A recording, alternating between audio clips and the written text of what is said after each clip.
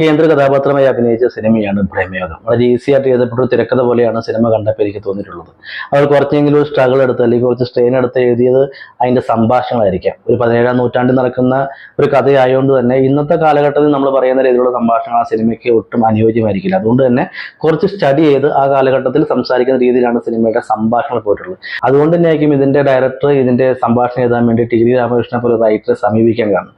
അപ്പൊ ഇവർ ഈ തിരക്കഥയിൽ സംഭാഷണങ്ങൾ എഴുതുന്ന മേഖല മാത്രമായിരിക്കും കുറച്ച് സ്ട്രഗിൾ എടുത്തിട്ടുള്ളൂ. ബാക്കി തിരക്കഥ സീൻ ബൈ സീൻ ഒക്കെ ആണെങ്കിലും വളരെ ഈസി ആയിട്ട് എഴുതപ്പെട്ട ഒരു തിരക്കഥയാണ്. ഈസി ആയിട്ട് എഴുതപ്പെട്ട തിരക്കഥ ഞാൻ പറയാൻ കാരണം ഈ സിനിമയുടെ ത്രൂ ഔട്ട് തിരക്കഥ നമ്മൾ അനലൈസ് ചെയ്യുമ്പോൾ നമുക്കത് മനസ്സിലാവും. എല്ലാ സിനിമകൾക്കും ഒരു കഥ പറയുന്ന ഒരു സ്ട്രക്ചർ ഉണ്ട്. മലയാളത്തിലെ മിക്ക സിനിമ എടുത്ത് നോക്കുകയാണെങ്കിൽ ആ സ്ട്രക്ചറിൽ തന്നെയാണ് കഥ പറഞ്ഞു പോകുന്നത്. വളരെ ചുരുക്കം സിനിമകൾ മാത്രമാണ് വേറെ പാറ്റേണിൽ പോകുന്നത്. അപ്പൊ പൊതുവേ നമ്മൾ പറയുന്ന അതേ സ്ട്രക്ചറിൽ തന്നെയാണ് ഇവിടെയും കഥ പറഞ്ഞിട്ടുള്ളത്. നമ്മുടെ അഭിമന്യു, ആര്യൻ, പുതുക്കോട്ടയിലെ പുതുമളാളം പോലെയുള്ള സിനിമകളൊക്കെ എടുക്കുകയാണെങ്കിൽ നമ്മൾ ഒരു സ്ഥലത്ത് കഥ നടക്കുകയും അവിടെ എന്തൊരു ഇൻസിഡന്റ് ഉണ്ടായിട്ട് അവിടെ നിന്ന് രക്ഷപ്പെട്ട് വേറൊരു നാട്ടിലേക്ക് എത്തിപ്പെട്ടിട്ട് പിന്നീട് കഥ മുഴുവൻ നടക്കുന്നത് അവിടെയായിരിക്കും. ഈ സിനിമയുടെയും കഥ പറച്ചിൽ രീതി സ്ട്രക്ചറും അതേ രീതി തന്നെയാണ്. പക്ഷെ അവർ ആ സീൻ ബൈ സീനായിട്ട് അത് കാണിക്കാണ്ട് സംഭാഷണങ്ങളോടെയാണ് അത് പറഞ്ഞു പോകുന്നത് മാത്രം. ഇപ്പൊ ഈ തിരക്കഥ എഴുതി ഞാനാണെങ്കിൽ ഞാൻ തുടക്കത്തിൽ തന്നെ ഇതിന്റെ തേവന്റെയും കോറിന്റെയും ക്യാരക്ടർ അവരെന്താണ്, ഏതാണ്, എവിടെ നിന്ന് വന്നു, കാട്ടിൽ എങ്ങനെ എത്തിപ്പെട്ടു, യക്ഷി എങ്ങനെ അവരെ കൊല്ലാൻ കാരണം മുതലായ കുറച്ച് സീനിലൂടെ ഞാൻ ഇവരെ പ്രേക്ഷകർക്ക് ഒന്ന് രജിസ്റ്റർ ചെയ്ത് കൊടുക്കും. അതിനുശേഷം മാത്രമാണ് തേവന്റെ ക്യാരക്ടർ ഞാൻ മനയിലേക്ക് എൻട്രി ചെയ്തുള്ളൂ. പക്ഷെ സിനിമയെ സംബന്ധിച്ചോളം ഇത് പെട്ടെന്ന് അങ്ങ് എൻട്രി ആയി. തേവന്റെ ക്യാരക്ടർ പെട്ടെന്ന് മനയിലേക്ക് എൻട്രി ആയി.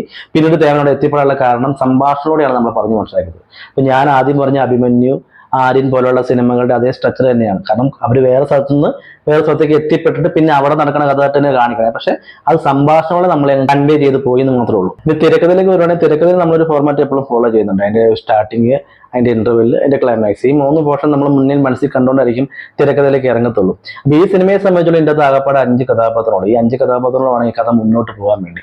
അതുകൊണ്ട് തന്നെ ഒരുപാട് ഇമോഷൻസോ വൈകാരിക കാര്യങ്ങളൊന്നും സിനിമയിൽ ഒത്തിരി യൂസ് ചെയ്യാൻ പറ്റില്ല. ഇനി 5 കഥാപാത്രങ്ങൾ തന്നെ 2 കഥാപാത്രങ്ങൾ യക്ഷിയും കോരനും. കോരൻ ആദ്യമേ തന്നെ കൊല്ലപ്പെടുന്നുണ്ട്. കോരന് സിനിമയിൽ ത്രൂ ആയിട്ട് ഒരു റോളും ഇല്ല. പിന്നീട് ഉള്ളത് യക്ഷിയാണ്. യക്ഷിയെ സംബന്ധിച്ചോളം ആ തുടക്കത്തെ സീനിലും പിന്നെ ചാത്തനുമായിട്ടുള്ള ഒരു ലൈംഗിക വീഴ്ച ആ സീൻ മാത്രമേ ഉള്ളൂ. അതുകൊണ്ട് യക്ഷിക്കും ഈ കഥയിൽ ത്രൂ ആയിട്ട് വലിയ റോളൊന്നുമില്ല. പിന്നെ ഉള്ളത് 3 കഥാപാത്രങ്ങളാണ്.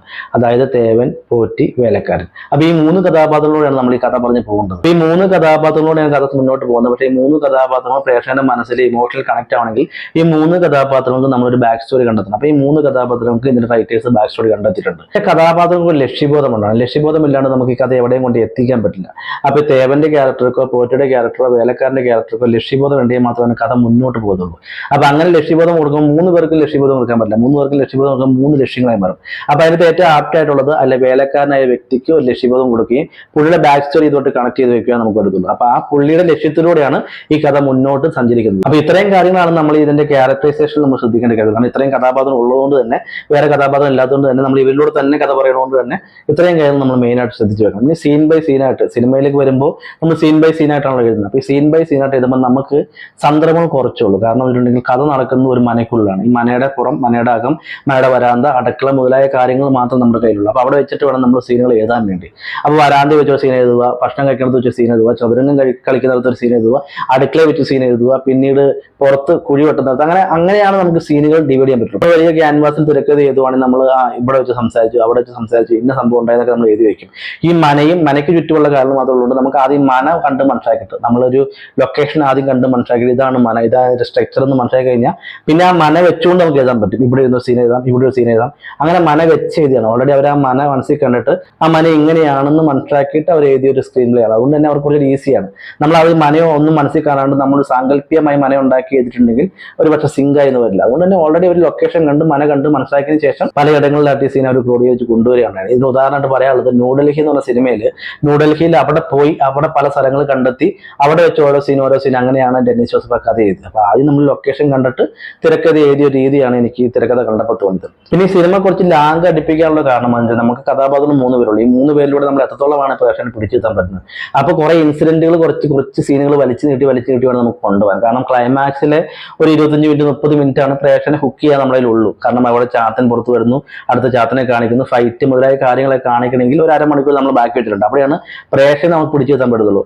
ബാക്കിയുള്ള സീനുകൾ, കണ്ട സീനുകൾ, കാണിച്ച സീനുകൾ വലിച്ചു കിട്ടാൻ നമുക്ക് പറ്റത്തുള്ളൂ. ഒരുപാട് സീനുകൾ അതിൻ്റെ ഉള്ളിട്ട് നമുക്ക് കാണിക്കാൻ പറ്റില്ല. ചതുരംഗം കളിക്കുന്ന സീനാണെങ്കിലും ഭക്ഷണം കഴിക്കുന്ന സീനാണെങ്കിലും പാട്ടുകൾ ഇടയ്ക്കിടയ്ക്ക് പാടുന്ന പാട്ടുകളൊക്കെ എടുത്ത് അഡീഷണൽ ആഡ് ചെയ്യുകയും പിന്നെ പുറത്ത് കുഴിയെടുക്കുന്ന സീനുകൾ, പിന്നെ പാചകം ചെയ്യുന്ന സീനുകൾ, ഇതൊക്കെ കാണിച്ച് സീനുകൾ കുറച്ച് ലാഗ് അടിപ്പിച്ച് നമ്മളെ കൊണ്ടുപോയി സീനുകളുടെ ലാഗ് അടി മാറ്റുന്ന രീതിയിൽ ക്ലൈമാക്സിൽ നമ്മളൊന്ന് ത്രില്ലടിപ്പിച്ചാണ് ഈ സിനിമ നമ്മൾ എൻജോയ് ചെയ്യുന്നത്. അതുകൊണ്ട് തന്നെയാണ് ഈ തിരക്കഥ വളരെ ഈസി ആയിട്ട് എഴുതപ്പെട്ടെന്ന് പറയാൻ കാരണം. വളരെ ചുരുങ്ങിയ കഥാപാത്രങ്ങൾ വെച്ചുകൊണ്ട് ഒരു പ്ലേസിൽ നിന്നുകൊണ്ട്, ഒരു ലൊക്കേഷനിൽ നിന്നുകൊണ്ട്, അല്ലെങ്കിൽ ഒരു വീട്ടിൽ നിന്നുകൊണ്ട് കഥ പറയുമ്പോൾ നമുക്കൊരു നാടകത്തിനെ പോലെ തന്നെ അതിന് ഫീൽ ചെയ്യിക്കാം. ക്ലൈമാക്സിൽ എത്തിക്കുന്നതും പ്രേക്ഷകനെ പിടിച്ചെത്തുന്ന രീതിയിൽ 1-2 കാര്യം ചെയ്ത് സിനിമയെ അവസാനിപ്പിക്കുകയാണ് ചെയ്യുന്നത്.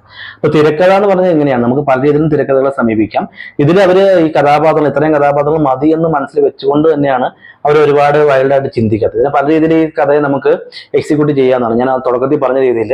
തുടക്കത്തിൽ കാണിക്കുന്ന കോരന്റൻ തേവന്റെ ആ നാട് അടിമകത്തിൽ എത്തിപ്പെട്ട അവസ്ഥ, അവിടെ നിന്ന് എങ്ങനെ രക്ഷപ്പെട്ടു, പിന്നെ കാട്ടിലെത്തി, അങ്ങനെ ഒരു 10 സീനിലൂടെ നമുക്കത് കാണിക്കാൻ പറ്റുന്നതാണ്. അതിനുശേഷം മലയിലേക്ക് എത്തുമ്പോൾ പടത്തിന് വേറൊരു വൈബ് കിട്ടിയത്. പക്ഷെ പെട്ടെന്ന് തന്നെ മലയിലേക്ക് എത്തിയോണ്ട് മലയിൽ മാത്രമാണ് അത് ഫോക്കസ് ചെയ്തിട്ടുള്ളൂ. അതൊരു പക്ഷേ ഡയറക്ടറിന്റെ ഒരു ബ്രില്യൻസ് ആയിരിക്കും. കാരണം അത് പറയാൻ കാരണം, നമ്മളിപ്പോൾ നിങ്ങളൊക്കെ തിരക്കഥ എഴുതുന്ന ആൾക്കാരാണെങ്കിൽ നമ്മുടെ കേരളത്തിലെ മലയാളത്തിലെ ബഡ്ജറ്റ് നമുക്ക് എത്രത്തോളം ഉണ്ട്, അപ്പോൾ വലിയൊരു ക്യാൻവാസ് നമുക്ക് ചിന്തിക്കാൻ പറ്റുന്നില്ല.